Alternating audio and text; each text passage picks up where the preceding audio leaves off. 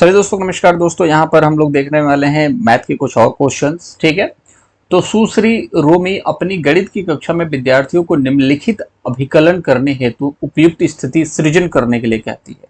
ठीक है, तो जैसे कि ये कुछ अभिकलन है जिसको करना है, कुछ कॉन्सेप्ट्स हैं जिसको इसे हल करना है, तो ये करने के लिए कुछ उपयुक्त स्थिति है और उसका जो है ना वो सृजन करने के लिए कहती है। ठीक है, तो अब यहाँ पर क्या चीजें हैं, अब ये चीजें दे रखी हैं 10 + 2, 10 × 2, 10 × 2, 10 - 2, 10/2। ठीक है, तो सुश्री रोमी द्वारा प्रयुक्त शिक्षण विधि के अनुसार निम्न में से कौन सा कथन सही है। ठीक है, तो अब यहाँ पर देख लेते हैं, 4 ऑप्शन दिया गया है कि आखिर ये जो चीजें कराई जा रही हैं तो इस चीज के लिए क्यों कराई जा रही है। तो मिश्रित प्रकार की समस्याएं दे करके वह अपने विद्यार्थियों के समस्या के समाधान कौशल का परीक्षण कर रही है। परीक्षण करना जो है वो देखो गलत माना जाता है। ठीक है, अगर मान के चलो कि मैंने आपको सिखाया और उसके बाद आपका टेस्ट लिया जाए और आप उस टेस्ट में फेल हो गए, 4 बच्चों का मैंने हाथ उठा दिया कि ये जीत चुका है, बाकी को तो एम्बेरसिंग मोमेंट, मतलब कि उनके लिए बड़ा शर्म का माहौल होगा, तो इसलिए चीजें गलत है। ठीक है, वह विद्यार्थियों की भाषा निपुणता का परीक्षण कर रही है। 10 × 2 20, इसमें क्या हमने भाषा की निपुणता देख ली, कुछ देखा, कुछ नहीं देखा। वह विद्यार्थियों की गणितीय कथनों और समस्या समाधान कौशल के विकास में सहायता करने का प्रयास कर रही है। किसी भी चीज का सहायता हो रहा है, इस चीज को समझो, प्रयास किया जा रहा है किसी चीज के लिए और ऊपर से समस्या समाधान के लिए, तो इससे बढ़िया चीज हो ही नहीं सकती। राइट आंसर होगा आंसर नंबर 3। चलिए, निम्नलिखित कथनों में से कौन से गणित शिक्षण के उच्च उद्देश्यों के सूचक है। गणित शिक्षा को रोजगार योग्य ऐसे वयस्कों का निर्माण करना चाहिए जो सामाजिक और आर्थिक विकास में योगदान दे सके। ठीक है, 4 ऑप्शन और हैं इसमें। ठीक है, तो ये ABC है, तो यहां पर आना चाहिए 1 2 3, तो ये 4 ऑप्शन है, इसको अब देखना हमें। ठीक है, गणित शिक्षा में रोजगार योग्य है। ठीक है, तो रोजगार की जब बात की जा रही है तो यार गणित रोजगार के लिए सीख रहे हो। हाँ देखो, रोजगार के लिए तो क्या चीज नहीं होता है, बट छोटे बच्चों को रोजगार के लिए थोड़ी ना गणित सिखा रहे हो, आप तो प्राइमरी के मास्टर बनने जा रहे हो। तो प्राइमरी में 6 से 8 में अगर रोजगार के लिए बच्चों को सिखाओगे तब तो गलत है, वहां पर तो बेसिक कॉन्सेप्ट आपको क्लियर करने होंगे, तो ये तो गलत हो गया। दूसरा, गणित शिक्षा बच्चों के आंतरिक साधनों जैसे अमूर्त चिंतन, तर्क संगत निष्कर्षों को निकालने वाली होनी चाहिए। ठीक है, अब गणित पढ़ के आप लोग बीटेक करते हो, फिर नौकरी के लिए तो पढ़ते हो, तो वो तो बात ठीक है, वो आप बीटेक कर रहे हो, लेकिन बेसिक चीजों में क्या होनी चाहिए, पहले उसके सोच का विकास होना चाहिए। जैसे बहुत सारे बच्चों को मैथ नहीं आता, क्यों नहीं आता, क्योंकि उनको बचपन से रटाया गया। क्यों? क्योंकि उनको अमूर्त चिंतन, जो चीजें नहीं देख सकते उस चीज के बारे में सोचने की ट्रेनिंग नहीं मिली उन लोगों को। वो ट्रेनिंग अगर मिलती तो उनका भी मैथ का कॉन्सेप्ट जो है क्लियर हो सकता था। ठीक है, बच्चों को गणित की जीवन की एक विधि जैसे कि संप्रेषित करना, ठीक है, कम्युनिकेशन की बात की जा रही है, विचार विमर्श करना, जैसे वो एक्सप्रेस कर सके अपने आप को, जीवन में जो भी चीजें हैं उस पर विचार विमर्श करने और समस्या समाधान की मनोवृत्ति के विकास के रूप में देखना। ये भी देखिए, मन की वृत्ति, ठीक है, समस्या का समाधान, ये सारी चीजें। तो पहले तो बी सही है, बी कहाँ कहाँ है, बी यहाँ पर है, ये सही है, ये तो गलत हो गया। ठीक है, और सी भी सही है, तो ये वाला आंसर सही होगा। ठीक है, अब धारा प्रवाहिता पर बल देना, ये तो गलत हो गया, तो बी और सी राइट आंसर। चलिए, अगला प्रश्न है कि न्यूमैन के अनुसार विद्यार्थी शब्द समस्या, इबारती सवाल, शब्द समस्या है, को हल करने में सक्षम हो इससे पहले वह 5 स्तरों को पूरा करे। ये स्तर नीचे यादृच क्रम से लिखे गए हैं। ठीक है, तो ये जो है ना, ये कुछ एक न्यूमैन थे, नए मैन, मतलब कि नया आदमी था, उन्होंने क्या किया कि विद्यार्थियों के शब्द समस्या को हल करने के लिए करने में सक्षम हो इससे पहले वह 5 स्तरों को पूरा करे। तो जब भी आप देखोगे कोई भी चीज शब्द का समस्या है उसको समाधान करोगे, उससे पहले आपको ये 5 स्टेप करने होंगे, तभी आप शब्द समस्या के समाधान को कर पाओगे। तो 5 स्टेप कौन कौन से हैं? तो पहले पूछे गए कार्य को समझना, तो पूछा तो बाद में जाएगा, तो ए तो होगा नहीं पहले, तो पहले जहां ए दिख रहा है उसको गलत काट दो। दूसरे में देखो बी भी हर जगह दिख रहा है, ठीक है, तो बी भी दिख रहा है, तो बी तो अब पढ़ने की जरूरत नहीं, बट फिर भी पढ़ना पड़ेगा, तभी तो आगे लिंक कर पाओगे। तो समस्या को पढ़ने में सक्षम होना चाहिए। ठीक है, समस्या को जब पढ़ोगे तो सक्षम होगा। जैसे कि प्रश्न है, प्रश्न को आपने पढ़ लिया, अब प्रश्न को जब आपने पढ़ लिया तो कोई दिक्कत नहीं, आपको हिंदी आती है, आपने हिंदी में इस चीज को पढ़ लिया। अब दूसरी चीज है पढ़े गए चीज को समझना, या देखो आवश्यक गणितीय संक्रियाओं को करना। अब जब पढ़ लिया आपने, पढ़ने में आप सक्षम हो, आपको हिंदी आती है, आपने पढ़ ली, तो पढ़ने के बाद आप उसको समझोगे कि क्रिया करने लगोगे, कि अनुवाद करने लगोगे, या फिर प्रदर्शित करोगे। पढ़ने के बाद कोई भी चीज समझी जाती है नहीं, कहने क्या चाहता है, तो बी के बाद ए आएगा। तो बी के बाद यहाँ पर ए दिख रहा है, यहाँ पर ए दिख रहा है। अब यहाँ पर आपको 50% सही होने की चांसेस हैं। मेरे हिसाब से देखो 50% कुछ होता नहीं, अगर लग गया तुक्का तो 100%, अदरवाइज 3 ऑप्शन में से कोई भी चांसेस नहीं, बट फिर भी 2 ऑप्शन है आपके पास, आप उसमें से आप देख पाओगे।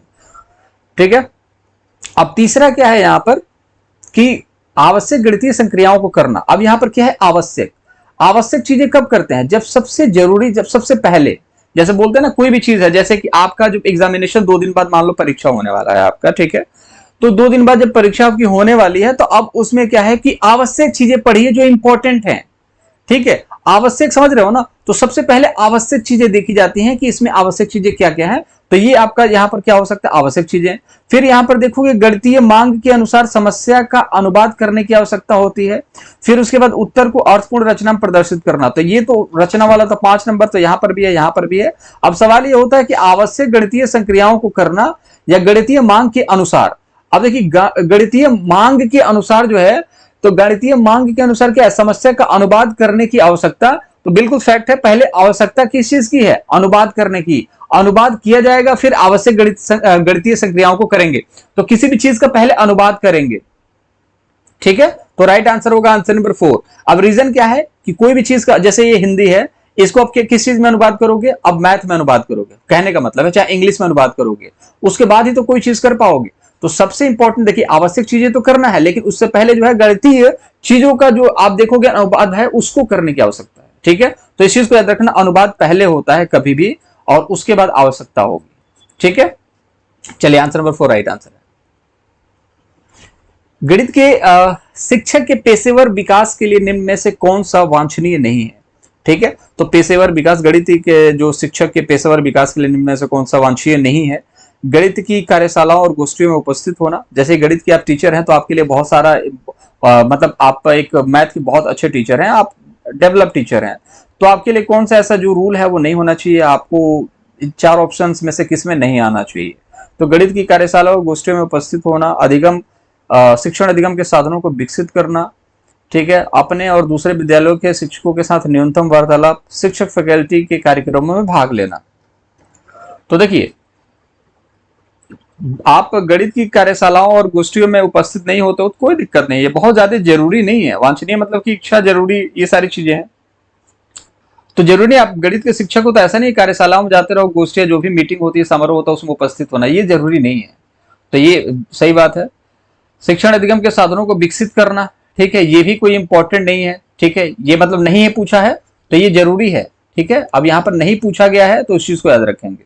ठीक है, अपने और दूसरे के गणित के शिक्षकों के साथ न्यूनतम, अब देखिए दूसरे शिक्षक के साथ आप न्यूनतम बात करेंगे तो कैसे चलेगा। ठीक है, कौन सा वांछनीय नहीं है, तो आप देखिए कोई ऐसी चीज जो कि आप मैथ से हैं और मैथ के टीचर से बात करते हैं, तो इसमें आपका जो कॉन्फिडेंस है, आपका जो लर्निंग है वो बढ़ेगा। तो ये वाली चीज सही है, नहीं पूछा है तो ये वाली चीजें राइट आंसर हो जाएगी, क्योंकि नहीं पूछा गया है। ठीक है, तो यहां पर ये जो होगा ये आपका राइट आंसर होगा। अब जैसे देखोगे भी इस चीज को, तो गणित का अगर आप टीचर हो तो आपको यहाँ पर प्रयोगशालाओं में शामिल होना ही है, शिक्षण अधिगम के साधनों को विकसित करना है, ये तो सही बात है, लेकिन आप दूसरों से बात नहीं कर रहे हो तो ये गलत बात है। जब दूसरों से बात ही नहीं करोगे, आप मजबूरी में चीजों को पढ़ रहे हो तो ये सारी चीजें गलत हो जाती हैं। ठीक है, तो ये तो आपका जो नहीं करना है, आपको ये चीज नहीं करनी है। बाकी आप फैकल्टी डेवलपमेंट के कार्यक्रम भाग लोगे, बिल्कुल आपको लेना पड़ेगा, तभी तो आप अपने आप को डेवलप करोगे, बच्चों को डेवलप करोगे। आंसर नंबर 3 होगा राइट आंसर। राष्ट्रीय पाठ्यचर्या रूपरेखा एनसीईआरटी 2005 के अनुसार निम्न में से कौन सा कथन गणित सीखने के संदर्भ में कक्षा के भावी परिवेश की परिकल्पना दृष्टि को निरूपित करता है। ठीक है, तो अब देखिए 2005 के अनुसार निम्न में से कौन सा कथन गणित सीखने के संदर्भ में कक्षा के भावी परिवेश की परिकल्पना करता है। छात्र समूहों में काम कर रहे हैं, तो जब छात्र समूह में काम कर रहे हैं तो ये सही है। छात्र पाठ्य पुस्तकों के अभ्यासों को हल कर रहे हैं, गलत है। अधिगम की प्रक्रिया का मनन कर रहे हैं, ये भी ठीक है। गलतियों को अधिगम के अवसरों के तौर पर देख रहे हैं, ये तो बिल्कुल ये भी सही आंसर है। छात्र प्रश्नों के श्यामपट से नकल करके लिख रहे हैं, तो ये गलत हो गया। तो यहाँ पर 2 ऑप्शन दिख रहा है, इसका क्या आंसर हो सकता है। ठीक है, राष्ट्रीय पाठ्यचर्या रूपरेखा 2005 के अनुसार निम्न में से कौन सा कथन गणित सीखने के संदर्भ में, गणित सीखने के संदर्भ में, आप गणित सीख रहे हो तो इसके संदर्भ में कक्षा के भावी परिवेश की दृष्टि को निरूपित करना है। तो उस कक्षा के अंदर किस तरीके का माहौल होना चाहिए, क्या क्या ऐसी एक्टिविटी होनी चाहिए कि आपको गणित सीखने में मदद करेगी। तो ये मेरे हिसाब से दोनों ऑप्शन सही है। चलिए answer number first and third जो है दोनों आंसर सही है, क्योंकि समूह में काम करोगे। और दूसरी चीज है, अगर आपदा को अवसर समझोगे, मतलब कि गलतियों को आप कहीं ना कहीं सुधारोगे, तो बहुत अच्छी चीज है। चलिए अगला प्रश्न एक और देख लेते हैं। एक प्राथमिक स्कूल की गणित की अध्यापिका चाहती है कि उसके छात्र दैनिक जीवन में सूचना को व्यवस्थित करने, निरूपित करने और अर्थ निकालने को ले आंकड़ों के प्रबंधन की प्रशंसा करें। निरूपण निम्नलिखित में से कौन सा अध्यापिका को अधिगम के परिणामों को प्राप्त करने में सहायता करता है। अब ये इतने बड़े बड़े क्वेश्चंस होते हैं, ये आप जब एग्जामिनेशन हॉल बैठोगे ना, आप इसको 2 से 3 बार पढ़ोगे, ठीक है, और इसमें आपका टाइम लॉस होगा, और इसी वजह से इन सारे क्वेश्चंस को पूछा जाता है। अब आपको क्या करना होता है, गणित से रिलेटेड सवाल है, ऑप्शंस को एक बार नजर मारनी होती है कि नजर में क्या हो सकता है यहाँ पर। तो आप देखोगे यहाँ पर पाठ्य पुस्तकों में हल किए गए उदाहरण पर चर्चा करके, तो देखो चर्चा तो करनी है किसी चीज के बारे में, लेकिन पाठ्य पुस्तक में हल किए गए उदाहरण पर चर्चा थोड़ी करनी है। अब किताब में जो चीज है उसी के बारे में चर्चा कर रहे हो तो कोई मतलब नहीं, आपको आपके जीवन से जोड़ करके जो चीजें है ना उस पर चर्चा करनी है, ठीक है। तो अब ये क्या कह रहा है कि दैनिक जीवन में सूचना को सुव्यवस्थित करना है, तो दैनिक जीवन में जब सूचना को व्यवस्थित करो तो पाठ्य पुस्तक कहां से है। निरूपित करना है, ठीक है, और अर्थ निकालने के लिए आंकड़े को प्रबंध की प्रशंसा करना है। कोई भी अर्थ निकालने के लिए आंकड़ों जो है उसकी प्रशंसा करना है। तो अध्यापिका को अधिगम के परिणामों को प्राप्त करने के लिए, अध्यापिका जो अधिगम के परिणाम प्राप्त करना चाहती है उसके लिए क्या कहेगी, तो विविध रेल समय सामग्री सारणी, समय सारणी रेल, विविध समय रेल समय सारणी, समाचार पत्र, ठीक है, प्रकाशित सर्वेक्षणों आदि का उपयोग करना। तो अब देखो इन सभी चीजों को इकट्ठा करने की बात करी जाएगी। देखो दैनिक जीवन में सूचना, दैनिक जीवन में रेल देखते हो, समाचार पत्र देखते हो, ठीक है, उसमें जो भी आप देखोगे सर्वे होता है, उन सभी चीजों आदि का उपयोग करना ये इंपॉर्टेंट है। आंसर नंबर सेकंड जो होगा राइट आंसर होगा। व्याख्या गलत होता, औपचारिक तरीके से बच्चों को सिखाओगे तो बच्चे सीख ही नहीं पाएंगे, ठीक है। चलो ये प्रश्न हम लोग कल करेंगे, ठीक है। इसका आंसर आप लोग कमेंट बॉक्स में जरूर बताओ। चलो ठीक है, इसको देख ही लेते हैं।